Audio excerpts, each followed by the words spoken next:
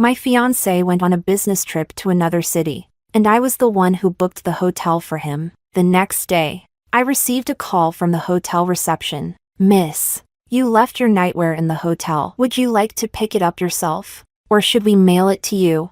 What nightwear? 2 sets of lace nightgowns, and 3 pairs of ripped black stockings. At that moment, I was clutching a medical diagnosis in my hand, standing in a real estate agency, preparing to sell my house to raise money for life-saving treatment. Given the situation, maybe I should give up on the treatment. After all, it's not me who's going to die. Chapter 1. Hello. Who is this? I wiped away my tears and answered the phone. Who is it? Hello, miss. This is FIA Hotel. You left your nightwear in the room. Would you like to pick it up yourself? Or should we mail it to you? FIA Hotel was the one I booked for Nicholas yesterday before he went on his business trip. But I didn't go with him. So how could there be women's nightwear in his room? Are you sure there's no mistake? Can you tell me the room number and what kind of nightwear it is? Room 1202. Booked under Mr. Nicholas. The nightwear consists of 2 lace sets, and 3 pairs of ripped black stockings. The name and room number were accurate. The nightwear was made of materials I never wear. As for the stockings, the fact that they were ripped means they had been used. So they couldn't be something Nicholas bought new to give to me. It was obvious I had been cheated on. Chapter 2. Leave them at the front desk. I'll pick them up myself. After saying that, I was momentarily stunned, interrupted by the real estate agent's voice. Miss Ning, are you still selling this house? I wiped the ink from my index finger with a tissue and shook my head. This house was a gift from my grandmother for my 18th birthday. A large 200 square meter apartment with a river view. A property I was deeply fond of. Unless absolutely necessary, I would never consider selling it. Miss Ning, although the market isn't great right now, there are still buyers on our platform willing to pay a high price. I understand that you need this money for life-saving purposes, and I'm willing to help you find the best buyers. The agent spoke while glancing at the medical diagnosis I had forgotten to put away. The large words on it were unmistakable. Pancreatic cancer. Mid-stage. Seeing my dazed expression, the agent added, "You're still young. You can always buy another house later." But life. I smiled at him. I think you misunderstood. It's not me who's sick. I flattened out the diagnosis, and in the patient's column were 2 words. Nicholas. Chapter 3. Yes, Nicholas, my fiancé, has cancer. I only found out yesterday afternoon, since I had left my information during the checkup. The results were sent to me. It took me 4 or 5 hours to force myself to accept it. Then I spent an entire night thinking about how to tell Nicholas and how to deal with it. In the end, I decided to sell the house my grandmother gave me, to raise money to save Nicholas's life. But now that I think about it, it's quite funny. While I was worried about him, crying so much that I soaked my pillow, he was entangled with another woman. At this point, it is what it is. Since he could keep a mistress without telling me, I can keep his cancer diagnosis from him for a while too. That makes us even. Chapter 4. Book a flight. Go to the airport. I arrived at the place where Nicholas was on his business trip a little after 6 p.m. It's not that I still have hope for him. I just wanted to see who has such a strong charm. The one who made Nicholas continue despite his illness. Tearing 3 pairs of stockings. Chapter 5. I've finished the meeting, baby. Heading back to the hotel now. Remember to eat on time. I'll be back tomorrow. Nicholas sent a message with a kiss and a miss you emoji. I replied to him in my usual tone. At that moment, I was already at the hotel entrance, watching Nicholas go in with my own eyes. He was alone. Surprisingly, at that moment, I felt a fleeting sense of relief, thinking perhaps it was all just a misunderstanding. After all, how could a 5-year relationship be betrayed so easily?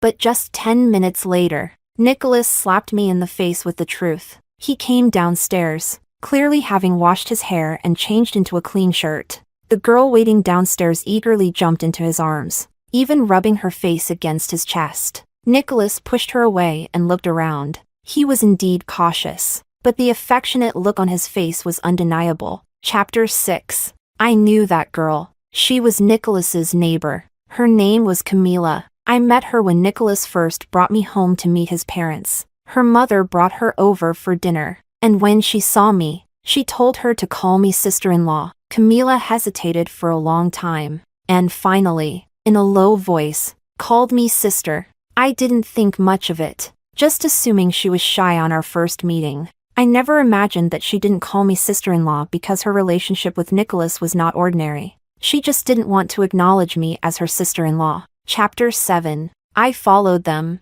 suppressing my nausea and anger. The two were so engrossed in their affection that they didn't even notice if anyone was following them. They had a meal and then headed straight into a private cinema. Before going in, Camila stood on her tiptoes and whispered something in Nicholas's ear. Then they both shared a knowing smile. Unfortunately, I was too far away to hear what they said, but I knew what they were about to do next. So, after they entered the room, I followed them in. Chapter 8. The store was being watched by a young man in his 20s. I gave him some money, and in return, he let me view the surveillance footage. Nicholas and Camila were sitting on the sofa, slightly tipsy from drinking. Nicholas, were you satisfied last night? Of course. Nicholas pulled Camila closer, and she began to undress. Under her trench coat, she was wearing a set of lace lingerie. Nicholas's hand caressed her. Mila, it's been so many years, and you've really gotten better at this. Just as they were about to kiss, I dialed Nicholas's number. He flinched in surprise but didn't dare to hang up. At that moment, Camila snatched his phone. Too scared to answer? Want to make it more exciting? Before Nicholas could stop her, Camila answered the call. I saw through the surveillance that he held the phone far away, pretending the signal was bad. Meanwhile, Camila straddled him, starting to kiss him, unbuttoning his shirt, and undoing his belt. The two of them were glued together, and even with the trench coat covering them, their movements were obvious. Nicholas, what are you doing? For some reason, after the extreme anger, I became very calm. There was no emotion in my voice on the phone. Serena, what are you saying? The signal here is so bad. Though Nicholas tried hard to control it, his voice still carried a slight, uncontrollable tremor. Camila hadn't stopped, seemingly knowing exactly what men like, what they enjoy the most. And after hearing Nicholas talking to me, her actions became even bolder and faster. Then Nicholas started calling my name, Serena. Serena. His voice grew more urgent. And finally, he hung up the phone and threw it away. Both his hands held Camila tightly in his arms, as if trying to merge into one. Then came a long, satisfied sigh. Disgusting. Chapter 9. Wait here. I'll go return Serena's call. Nicholas got up and was about to leave. As I wondered where I should hide, Camila grabbed him. Don't go. Didn't you say you're already tired of her? Why do you still care so much? My fists clenched involuntarily, but I was also curious about how Nicholas would respond. He sat back down on the sofa. Yes, I am tired of her. She's rich. She's beautiful. And everyone around me says that getting her was a blessing from several lifetimes of good fortune. But do you know, Mila? It's precisely because she's so perfect that I always feel inferior in front of her. But damn it, I'm a man. What man doesn't want the admiration of the woman he loves? He took a sip of his drink after speaking, and Camila leaned on his shoulder. Come on, you've always been the best student in our area, and now you're successful in your career. No matter what others say, in my heart, Nicholas will always be the best. So, to Nicholas, I was someone high above, someone who made him feel inferior. It turns out the saying is true. Men love the support of a smart woman, but they also crave the adoration of a woman from humble beginnings. At this moment, I could easily storm in and expose them, tell them that from now on, we'd go our separate ways, but I feel that this approach is just too lenient on them. Chapter 10. When Nicholas returned from his business trip, I was sitting in the living room, lost in thought. I'm back. Did you miss me? After changing his shoes, the first thing he did was try to hug me, but I avoided him. Now, every time I see his face, I remember the scene of him with Camila in the private cinema. It makes me feel nauseous. Are you upset because we didn't talk much yesterday due to the bad signal? Don't worry. I brought you a gift. Nicholas took out a necklace he bought for me. He put it on me himself. The lingering smell on his cuff assaulted my nose. Another wave of nausea hit me, but I still pretended to be happy, because now is not the time to retaliate. I need to wait for the right opportunity. The next moment, Nicholas scratched his head and gave me a smile. Serena, have you been in touch with Roman recently? Could you invite him out for a meal? Roman?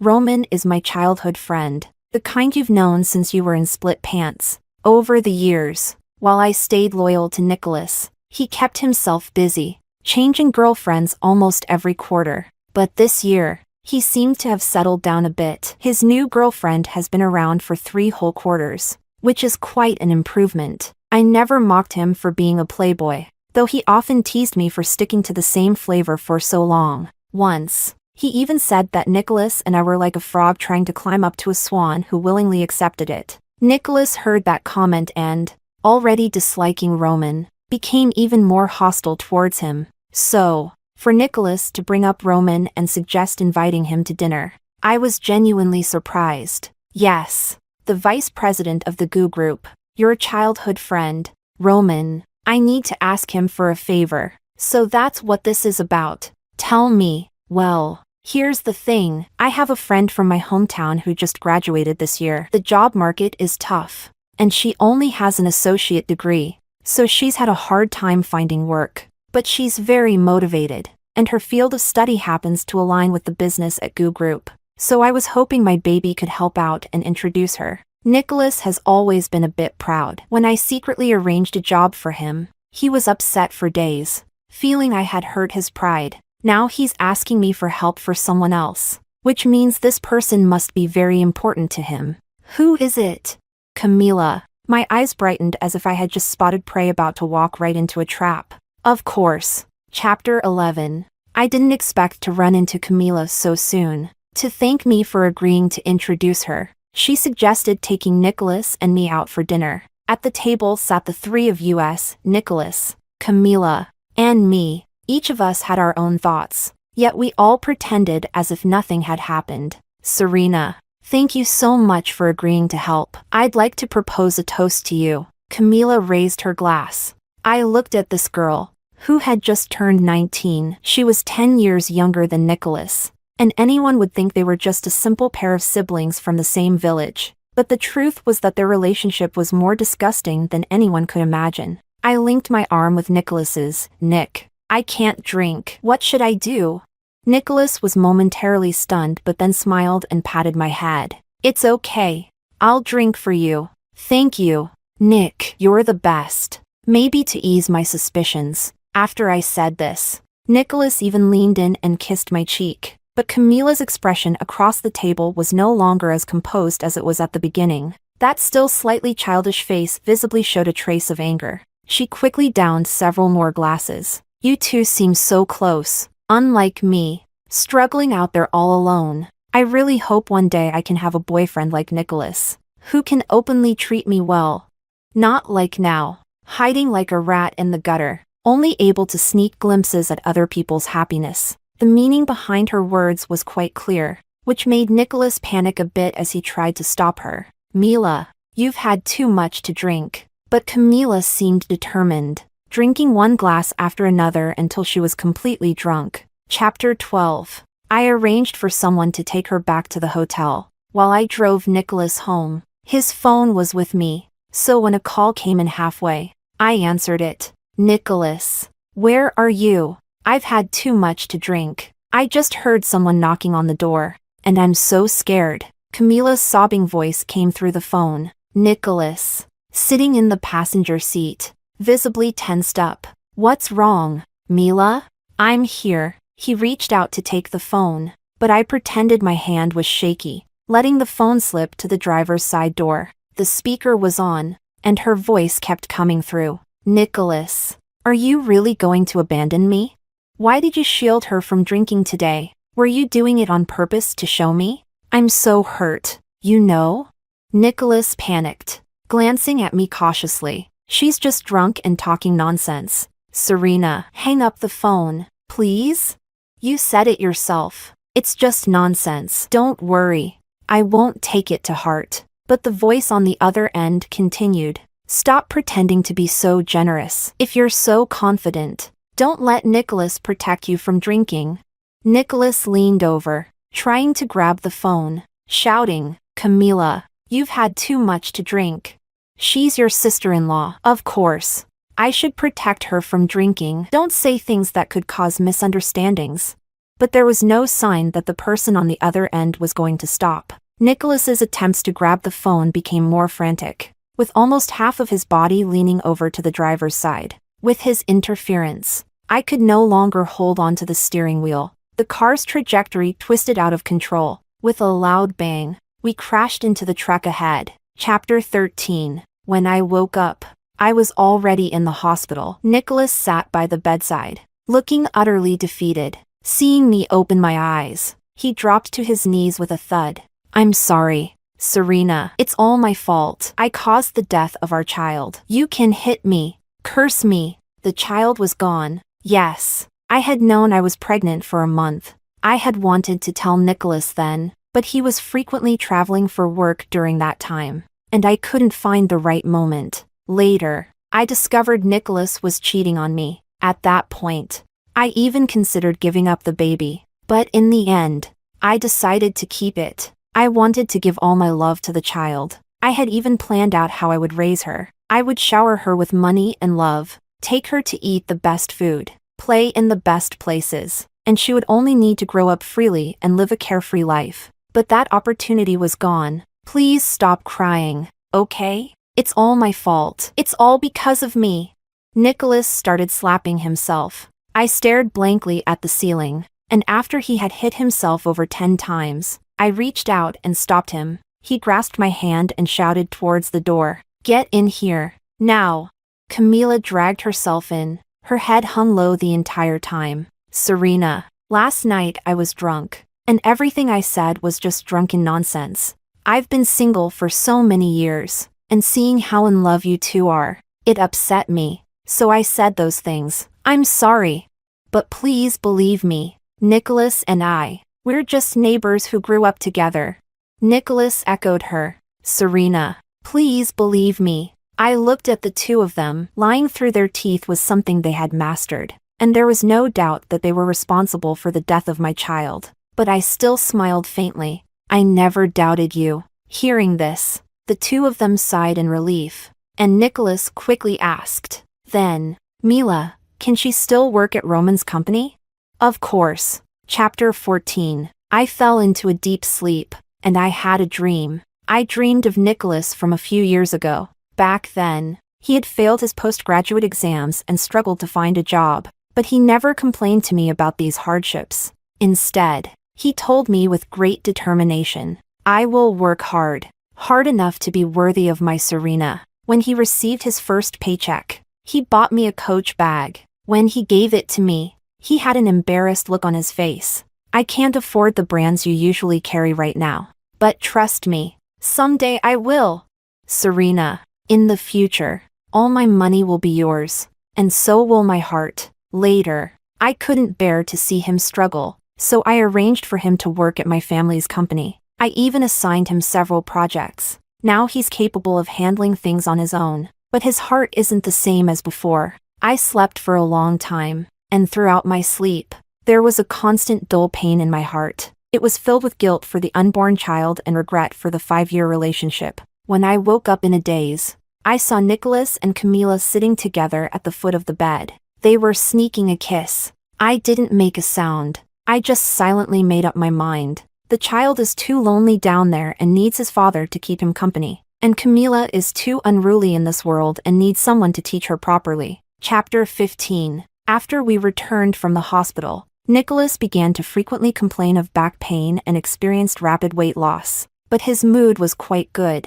The reason was simple. Camila was thriving at Roman's company. Perhaps because I had helped her a lot in that regard. Nicholas started to take extra care of me. He made chicken soup for me every day, washed and dried my hair. He prepared all 3 meals and served them at the table. He even pulled me close and reminisced about the early days of our relationship. Sometimes, I would have a moment of illusion, as if we had returned to the beginning, as if there had never been a third person between us, as if we had never lost a child because of him. But I knew. There was no going back. Chapter 16. Roman, who had always been at odds with Nicholas, started calling him frequently. He wanted to discuss Camila. At first, he asked about her personality and social skills. Then he inquired about her preferences, birthday, and family background. And then he told Nicholas, "I'm quite impressed with Camila. I'm thinking of promoting her to be my personal assistant." After hanging up the phone,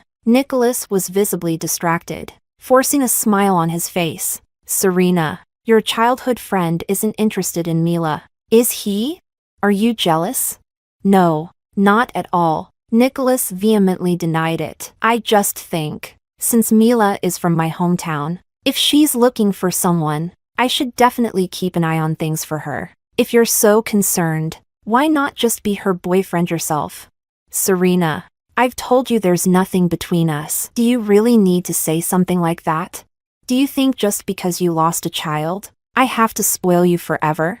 Nicholas finally couldn't keep up the pretense. "Ever since I was discharged from the hospital, I had used the excuse of poor health to keep him at home. At first, he took good care of me, but as the days passed without seeing Camila, and now with the prospect of Roman taking her away, he couldn't sit still any longer. Forget it. I haven't been feeling well lately, so I'll head to the hospital." Nicholas stormed out of the house. Chapter 17. I drove after him as he left.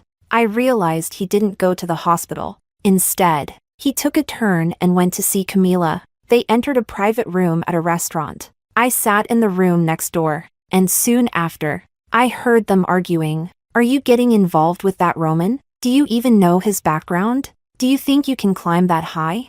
So what? You're allowed to climb up the social ladder. But I'm not. You haven't even seen me for over a month. How am I supposed to know if you still want me? Serena is already suspicious. If she finds out, who knows if you'll even be able to keep your job?" Hearing Nicholas say this, Camila's attitude softened. "All right. I know you're just looking out for me. Don't worry. There's nothing between Roman and me. But don't you dare sleep with that old woman. Understand?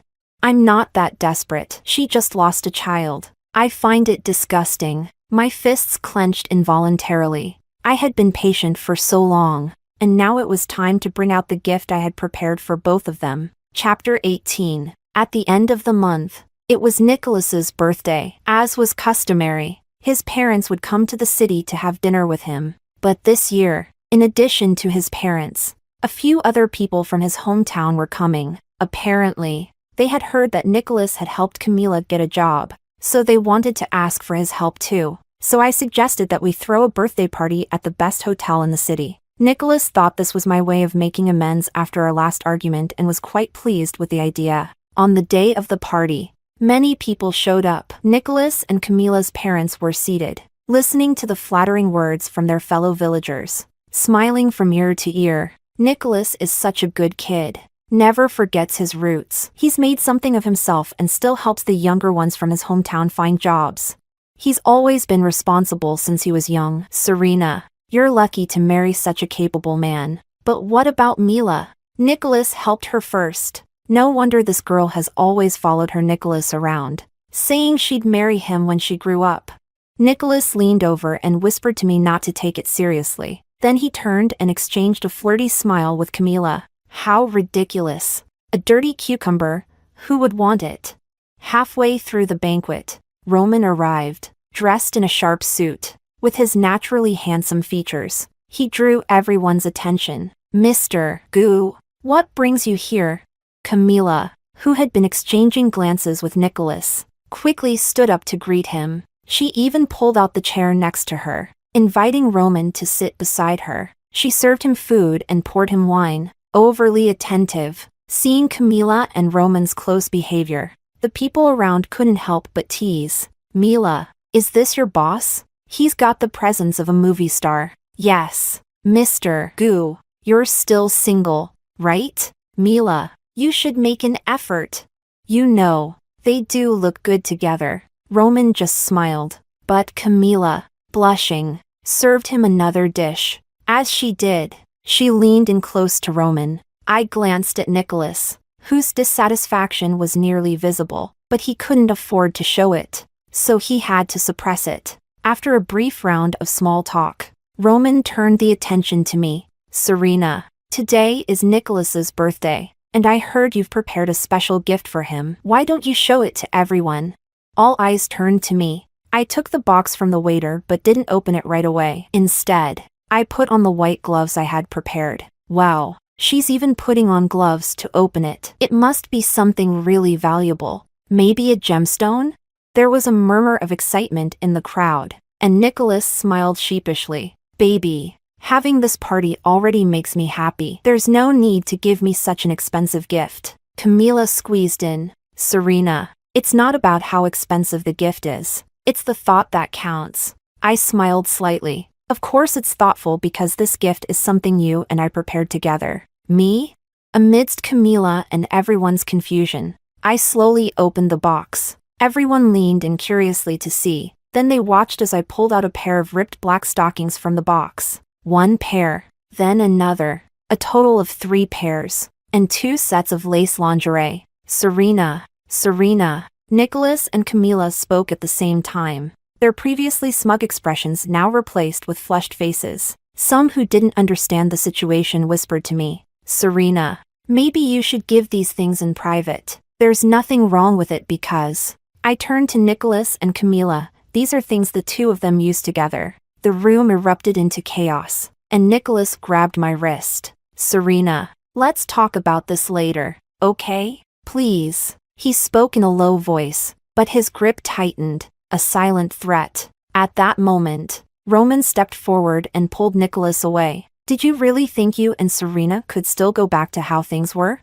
He looked at me, then at the box. Hurry up. We've got people waiting to go for a late-night snack. I smiled knowingly, grabbed a stack of photos from the bottom of the box, and tossed them into the air.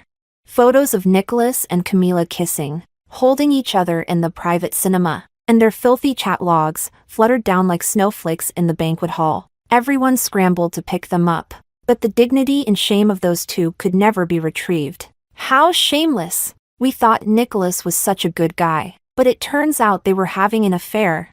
What a disgrace! They're an embarrassment to our village. We should never have come today. It's so unlucky. Nicholas and Camila, along with their parents, hung their heads under the barrage of insults. Nicholas clutched his stomach, cold sweat forming on his forehead. Oh, stop pretending. I bet you used that to latch onto a wealthy girl, and you weren't even satisfied with that. You had to cheat. Let's go home. The villagers left in disgust. Roman took my arm to lead me out as well. By then, Nicholas was curled up on the ground in pain, calling out to me, but I didn't look back. He called out to Camila, but she ran after Roman. Mr. Goo, please let me explain.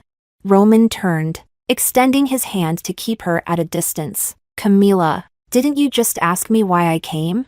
Well, now I'll tell you. I'm here to fire you. Don't bother coming to work tomorrow. With that, Roman led me away. Behind us, Nicholas's wails and the sound of their parents arguing echoed. One side blamed the girl for being indecent, seducing their son and ruining his future. The other blamed the boy for being useless, trying to be a gold digger and still messing around with other women. It was all rather embarrassing, but luckily, it had nothing to do with me anymore. Roman's car was parked right outside. I got in and sat in the back, and a cold beer was handed to me from the passenger seat. Congratulations, bestie, on regaining your freedom.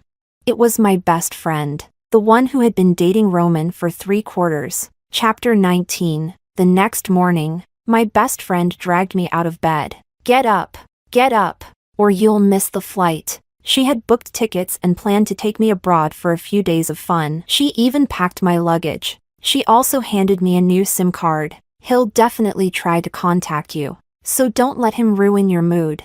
And so, I spent half a month having a blast with her abroad. It was fun, but I couldn't stand how she'd spend every night on the phone with Roman, being all lovey-dovey. When I got back and switched to my original SIM card, my phone buzzed continuously for over 10 minutes. All of them were notifications. Messages from Nicholas. Serena, please listen to me. Nothing happened between me and her in the private cinema. She was drunk and insisted on sitting on my lap.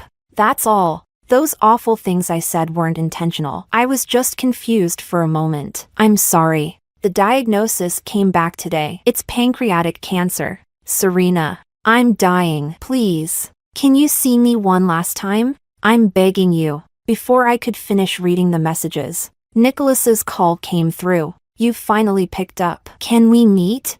No. Chapter 20. After hanging up the phone, I returned to the villa where Nicholas and I used to live together. I had already hired someone to pack up the things inside. All that was left was a photo of Nicholas and me, sitting alone on the cabinet. This photo was taken during our 3rd anniversary together, in the deserts of the Northwest, with the setting sun in the background. 2 young and naive people leaned against each other, laughing happily. I still remember Nicholas holding me and saying, Serena, you're my oasis in the desert. My vitality comes from you. Looking at this photo now, it only felt painfully ironic. You're looking at the photo. You still can't let go. Can you?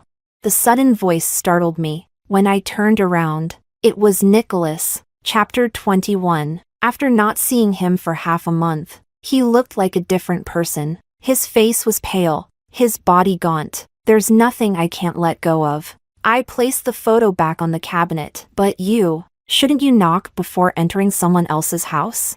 Nicholas pressed his lips together. Serena, I'm in this state now. Do you really have to treat me like this? Your condition isn't my doing. I told you to go to the hospital, but you said you were fine and just needed a few days of rest. In the end, when you finally decided to go to the hospital, you took a detour to see Camila. Do you remember what you said to her that time? Shall I help you recall? I took a deep breath. I'm not going to sleep with that old woman. She just lost a child. It disgusts me, seeing her face. I have no interest. Stop! Stop! Nicholas shouted, trying to stop me. He leaned against the wall, as if any more agitation would cause him to collapse. But I didn't care and continued. So, Nicholas, you don't deserve forgiveness. You should go find Camila, shouldn't you? After all, I've stepped aside and given my blessing to your true love. Nicholas's dazed expression was tinged with irony. He wanted to keep begging me for another chance. Fortunately, his parents arrived and took him back to the hospital. Before leaving, he took the photo from the cabinet. Chapter 22. Nicholas's messages still came every day. I didn't block him, but I also didn't reply. Now I'm busy every day, taking back control of the company affairs that I had previously entrusted to Nicholas. One night, a little after 10 p.m., I left the office feeling hungry. I decided to go to a small tavern I hadn't visited in a long time for a bite to eat, and I let my driver go home. After eating, as I walked out, I had the distinct feeling that someone was following me, and sure enough, as I reached the mouth of an alley, someone lunged at me from behind. Luckily, I was quick and managed to dodge and grab the person's arm. Looking closer, I realized it was Camila. Serena, you wretched woman. You've ruined Nicholas's and my future. Now I'm branded as a homewrecker, and Nicholas is dying in the hospital, while you're living the high life. Why?